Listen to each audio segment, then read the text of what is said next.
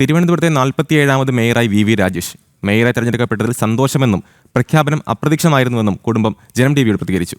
തിരക്കുകളിൽ നിന്നും തിരക്കുകളിലേക്ക് നീങ്ങുമ്പോഴും രാഷ്ട്രീയം നോക്കാതെ എല്ലാവർക്കുമായി പ്രവർത്തിക്കണമെന്നും മേയർക്ക് അമ്മയുടെ ഉപദേശം. എസ് ശാലിനി തയ്യാറാക്കിയ റിപ്പോർട്ട് കാണാം. പൊതുപ്രവർത്തന രംഗത്തെ തലസ്ഥാനത്തെ എപ്പോഴും കാണുന്നൊരു മുഖം VVR എന്ന വി രാജേഷ്. ഇനി തിരുവനന്തപുരം നഗരത്തിന്റെ പിതാവാണ്.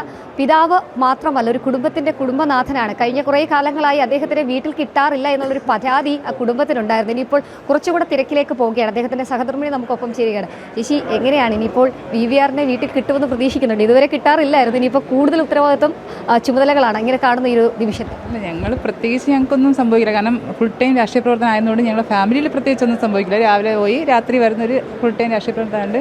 ഞങ്ങളുടെ ഫാമിലി ഒന്നും ബാധിക്കില്ലെന്നാണ് എനിക്ക് വിശ്വസിക്കുന്നത്. ഈ സമയത്ത് എങ്ങനെ കാണുന്നു? പ്രതീക്ഷിച്ചിരുന്ന ഒരു മേയർ സ്ഥാനം ലഭ്യമാകും എന്നുള്ളത്? ഇല്ല, അങ്ങനെ പ്രതീക്ഷിച്ചില്ല. പക്ഷേ അവസാന നിമിഷം കിട്ടിയതിൽ സന്തോഷം. അമ്മ നമുക്കൊപ്പം ചേരുകയാണ്. പല ഘട്ടങ്ങളിൽ സമരമുഖത്തൊക്കെ സജീവമായി വി നിൽക്കുമ്പോൾ വിവിക്ക് വേണ്ടി പ്രാർത്ഥിച്ച് TV യിൽ കണ്ടൊക്കെ നിൽക്കുന്നൊരു അമ്മ എങ്ങനെ കാണുന്നു? മകൻ ഇപ്പോൾ തിരുവനന്തപുരം നഗരത്തിൻ്റെ പിതാവാണ്. സന്തോഷമുണ്ട്. അവൻ്റെ കഠിനാധ്വാനത്തിൻ്റെ ഫലം ജനങ്ങളും പാർട്ടിയും അവന് നൽകിയെന്നുള്ളതിൽ എനിക്ക് അതിയായ സന്തോഷമുണ്ട്. അവൻ നല്ലതായിട്ട് അതിന് കൃത്യനിർവഹണം കഴിക്കാനായിട്ട് ദൈവം സഹായിക്കട്ടെ. പ്രാർത്ഥന. എന്താണ് ഇപ്പം മകനോട് പറയാനുള്ളത്? ഇനിയിപ്പോൾ എങ്ങനെ നാടിനെ കാണണം? എന്തെങ്കിലും ഒരു നിർദ്ദേശം കൊടുക്കാനുണ്ട്? നാട്ടിലുള്ള എല്ലാ ആൾക്കാരെയും ഒരേ രീതിയിൽ കാണണമെന്നാണ് എൻ്റെ അഭിപ്രായം. ആ രീതിയിൽ കണ്ട് ഈ തിരുവനന്തപുരത്തിന് അവൻ മാറ്റിയെടുക്കട്ടെ. അതിനായി ദൈവം അവനെ സഹായിക്കട്ടെ. കഠിനാധ്വാനത്തിനുള്ളൊരു ഫലം. കഠിനാധ്വാനത്തിൻ്റെ ഫലമാവില്ല. 15 വയസ്സ് മുതൽ തുടങ്ങിയതാണ് അവൻ ഈ പാർട്ടി പ്രവർത്തനം. അതിൻ്റെ ഫലമാണ് അവനിപ്പോൾ കിട്ടിയത്. അത് തുടർന്നും അവനുണ്ടാവട്ടെ എന്ന് ഞാൻ പ്രാർത്ഥിക്കുന്നു. കാലഘട്ടത്തിൽ പഠിക്കേണ്ട സമയത്ത് വിദ്യാർത്ഥി രാഷ്ട്രീയത്തിന് ഇറങ്ങി ശകാരിക്ക് അടിക്കുകയൊക്കെ ചെയ്യുമായിരുന്നു. ശകാരിക്കുമായിരുന്നു, അടിക്കാറൊന്നുമില്ലായിരുന്നു. കോളേജ് ക്ലാസ്സിനും അവൻ ഫസ്റ്റ് തന്നെയായിരുന്നു പഠിക്കാനും. പിന്നെ കോളേജിൽ വന്നതിന് ശേഷമാണ് രാഷ്ട്രീയത്തിലോട്ട് അവൻ കടന്നു കഴിഞ്ഞത്. എന്നാലും പഠിത്തത്തിന് അവൻ മോശമൊന്നുമല്ലായിരുന്നു. നാടിനു വേണ്ടി ഉപയോഗിക്കാൻ കഴിയട്ടെ. അതെ, അമ്മ പറഞ്ഞതുപോലെ നാടിനു വേണ്ടി വി ഇനിയും പ്രവർത്തിക്കും. അദ്ദേഹത്തിൻ്റെ കുടുംബം, മക്കൾ നമുക്കൊപ്പം ചേരുകയാണ്. അച്ഛൻ്റെ ഈ ഒരു വിജയത്തെ എങ്ങനെ കാണും? സന്തോഷം, വളരെ സന്തോഷം. കൂട്ടുകാരോടൊക്കെ പറഞ്ഞിരുന്നോ? പറഞ്ഞു, സൂചിപ്പിച്ചായിരുന്നു.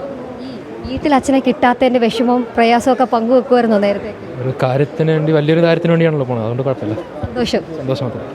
അച്ഛൻ്റെ പാത പിന്തുടരാൻ വല്ല ആഗ്രഹമുണ്ടോ? ഇല്ല, എല്ലാം നാടിന് വേണ്ടിയാണല്ലോ.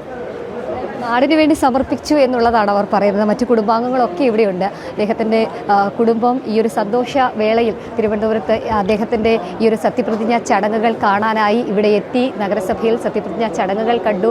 ആ ഒരു മേയറുടെ കസേരയിൽ അദ്ദേഹം ഇരിക്കുന്ന കാഴ്ചകളൊക്കെ കണ്ട് ഒരു ആത്മസംതൃപ്തിയോട് കൂടിയാണ് അദ്ദേഹം ഇപ്പോൾ ഇവിടെ നിന്ന് അദ്ദേഹത്തിൻ്റെ കുടുംബം ഇവിടെ നിന്ന് കടന്നു പോകാൻ ഒരുങ്ങുന്നത്. എന്തായാലും തിരുവനന്തപുരം നഗരത്തിൻ്റെ നഗരപിതാവായി അദ്ദേഹം മാറി. ഇനിയിപ്പോൾ കുടുംബത്തിനൊപ്പം എത്ര സമയം ഉണ്ടാകുമെന്നുള്ളത് പറയാൻ കഴിയില്ല. എങ്കിൽ പോലും നാടിന് വേണ്ടിയല്ലേ എന്നുള്ള ഒരു കാര്യമാണ് കുടുംബം പങ്കുവെക്കുന്നത്.